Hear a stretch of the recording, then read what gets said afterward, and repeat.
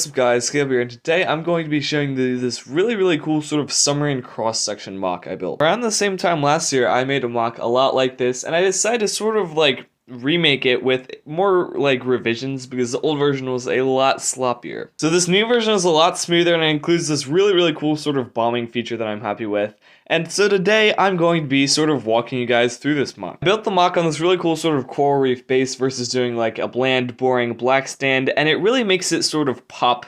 It adds a splash of color to what would otherwise be a pretty dull model, I think. We've got like a dead body hiding in some seaweed here, as well as a little crab, and some more sort of like blue coral, and then we have green coral and red coral, and it's turned out really cool looking. On the top, we've got a sort of tiny little control room where there really isn't much to it. There's hardly even room to fit a figure, but we have a small little control, and yeah, there's honestly not too much to this room. We've also got an antenna and some greebling, and then the sort of little hatch on how to get in, which looks cool. My favorite room on the model is the control room. I put this like old captain guy who I'm really happy with his little sailor hat. He looks dope. The control room's got a little cup of tea there, which turned out cool, and just like a butt ton of controls. We even got a sticker that was included in a Lego Batman set, one of my favorite Lego stickers of all time, as well as a sort of guy checking in on the captain, and the cockpit's just a great room. I got this really cool sort of border with these like grates that runs along the entire sort of top floor, and I'm really happy how that looks. To the left of the cockpit, we have this sort of library where you have the second captain of the ship, who I do love his minifig, as well as a Moby Brick book that was included in the Lego bookshop. Removing the captain, we have a better look at the sort of bookshelf in the little library section here, and I'm very happy how this tiny little library turned out. To the right of the library, we have these sleeping quarters where we have a guy who's just conked out asleep. Or maybe we get a better look at the beds, and I'm especially happy how that sort of bed on the left turned out, where I made it almost like unset, like somebody had just woken up from there.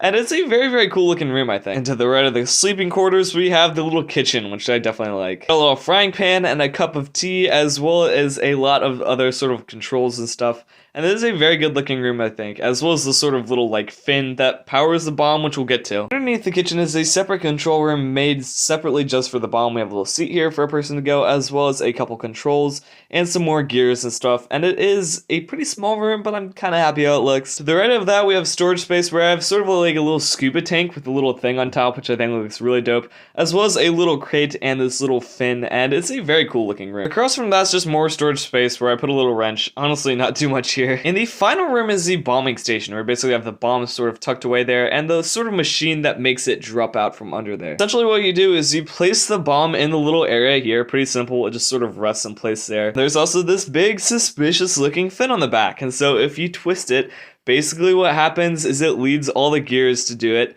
like all the little gears in the ship, all the way down to the axle, which in return transfers all the energy to drop the bomb out of the ship. I sound like a nerd. It took a long time to master how I was going to do it, but when I got the technique down, I'm so happy at this bomb dropping feature. The other side of the submarine is paneled, and the last one I did just looked hideous from there. But I basically made these like tough panels they can bang on, and they won't break or anything. I personally am very happy with the fact that if I don't want to display the cross section, I can just display the submarine with the armored view, and it doesn't look bad either. It also has this little sort of like ladder that crawls up to the top deck there.